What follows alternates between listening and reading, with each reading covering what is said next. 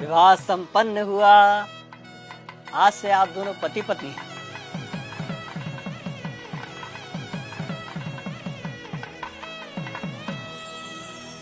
भाई साहब, पंडित जी को भी दक्षिणा देके निपटाओ बस।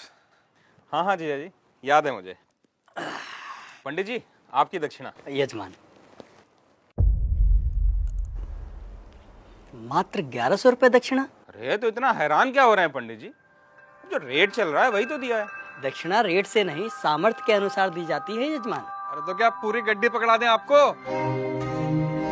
अरे श्रीमान, मैंने ऐसा कब कहा? मैं तो बस ये कह रहा हूँ कि आप लोगों ने विवाह इतनी धूमधाम से किया है और दक्षिणा इतनी कम। देखिए पंडित जी, कम हो या ज्यादा, हमें जो देना था हमने दे दिया। अब बाकी बात आप लड़की वालों से करिए भाई। कैसी बातें कर रहे हो भाई साहब?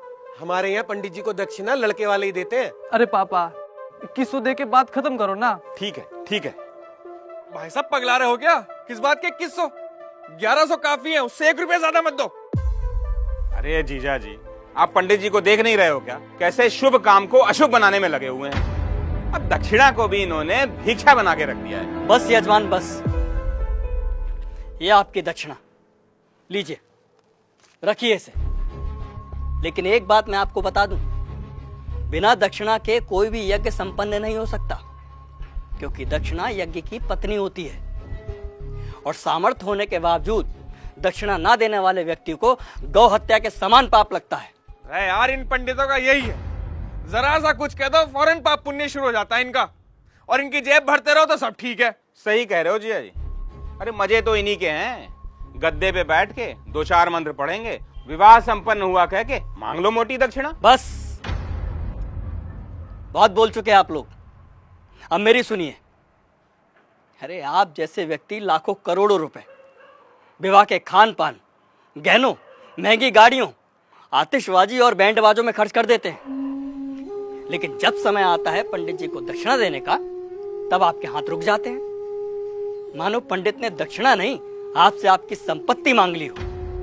एक बात बताइए, यदि किसी विवाह में पंडित ना हो, फेरे और बाकी कर्मकांड ना कराए जाए, तो इन 56 भोगों, नाच गाने और शराब पी के हुड़दंग मचाने से विवाह संपन्न हो जाएगा? नहीं होगा, क्योंकि विवाह में इन सब का कोई महत्व नहीं होता। लेकिन फिर भी हमारे समाज में वैदिक रस्मों की बजाय इन व्यर्थ के आडंबरों को बढ़ावा दिया जा रहा है। विवाह में फला बैंड आएगा, मेगा फार्म हाउस होगा, विवाह में आने वाले बारातियों को क्या और कितना शगुन देना है, इसकी तैयारी महीनों पहले शुरू हो जाती है।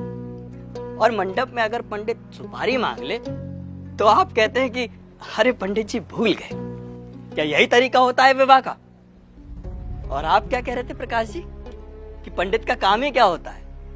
आराम से बैठ के 4 मंत्र पढ़ देना और दक्षिणा के लिए हाथ फैला देना। तो श्रीमान सुनिए, विवाह गुड्डे गुड़ियों का खेल नहीं होता, 7 जन्मों का अटूट बंधन है, जिसमें पंडित मंत्रोच्चारण करके देवताओं का आह्वान करता है और वर वधू को परिणय सूत्र में बांधता है। इसलिए पंडित और उनके द्वारा किए गए कार्यों की कुछ तो मर्यादा रखिए। उन्हें दक्षिणा भीख समझकर नहीं, आपको जीवन की सबसे बड़ी खुशी देने के लिए दीजिए।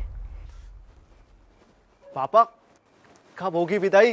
वो बाहर BMW वाला नखरे दिखा रहा है, कह रहा 2 घंटे लेट हो गए, 50,000 रुपए मांग रहा है।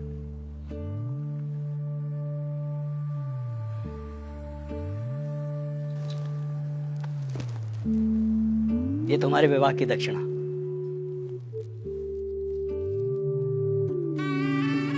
खुश रहो। पंडित जी, पंडित जी, पंडित जी